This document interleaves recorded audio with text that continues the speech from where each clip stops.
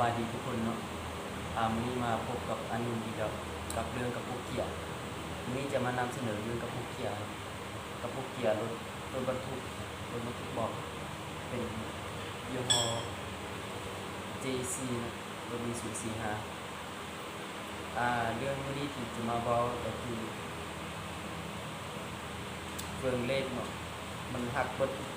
ทุกเลขเลยเฟืองทองแต่ละตัวเลยที่ว่าหักเบิดเลยตัวได้เปลี่ยนเนาะได้เปลี่ยนใหม่เฟืองตัวเก่ามันเกิดยังมีแต่สองตัวคือเฟืองนิดนึงกับเฟืองเลข5เนาะ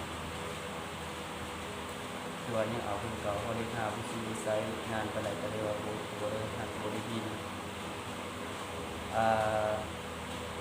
วันนี้เราจะมานำเสนอเรื่องที่ว่าอธิบายให้ทุกคนได้เข้าใจกันว่าเป็นอย่าง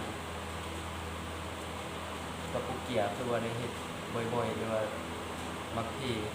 ที่จริงมันโบได้เป็นนำอะไรหรือว่าเป็นนำสร้างเหตุผลพวกนี้ก็จริงก็คือเป็นนำผู้ใช้รถตามพาหนะที่ว่าโบระมัดระวังก็คือเหตุผลหลักก็คือแบบแก้หนักเกินความขับเกินน้ำหนักของรถว่าซั่นสมมติว่ารถยี่ห้อนี้มี045มันหับน้ำหนักได้ประมาณ3-4 ตัวเองก็ใส่5 ตัว 6 ตัวมันก็คือว่าคือไว้เนาะหรือว่าเวลาออกตัวใหม่ๆจอดรอไฟแดงไฟเขียวสุดเร่งไปวัดเดียวก็คือว่าอาจจะเห็นให้ปืนของปืนเล็กปืนวงปืนอันนั้นมันแต่คือว่ามันด้วยเฮียนเนาะคือว่ามันหักนี่ก็คือปืนของลิก2ลิก3มันหักออกที่จริงหักหลายกว่านี้แต่ว่าเขาเอานี่มาเอาไปเซฟเลยปืนของที่มาให้ดูเป็นตัวอย่างฉะนั้นเราคอยไปเวลาเรียนรถนางพาหนะถ้าเป็นมาแล้วมันอาจจะให้เสียเวลาและก็เสียเงินเสียคำให้ค่านี้ตอนนี้เราประกอบใส่ตัวใหม่เรียบร้อยแล้วตัวนี้แต่ว่ายังบริใส่กับโฟกับเสื้อ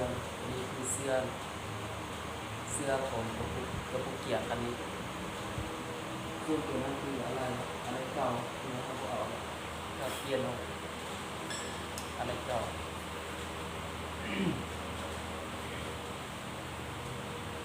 ฉะนั้นทุกคนได้เบอร์คลิปนี้แล้วรู้สึกว่าเป็นประโยชน์ต่อท่านก็อย่าลืมกดไลค์กดแชร์กด Subscribe ให้เรา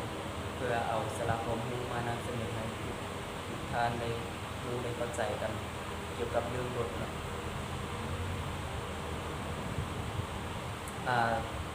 ถ้ารถท่านใดเวเพอยู่ตามถนนหนทางอย่าลืมโทรหาพวกเราด้วยพวกเราสามารถให้คำปรึกษากับท่านด้วยว่าไปแปลงให้ท่านถึงที่ถึงบนเรียกร้องพลังให้ท่านอย่าลืมโทรหาพวกเราเดี๋ยวจะขึ้นบนโทรโทรปรึกษาเราได้ตลอดเวลาที่นี้จบกันสำนีกันเลยคลิปหน้าเจอกันใหม่สวัสดี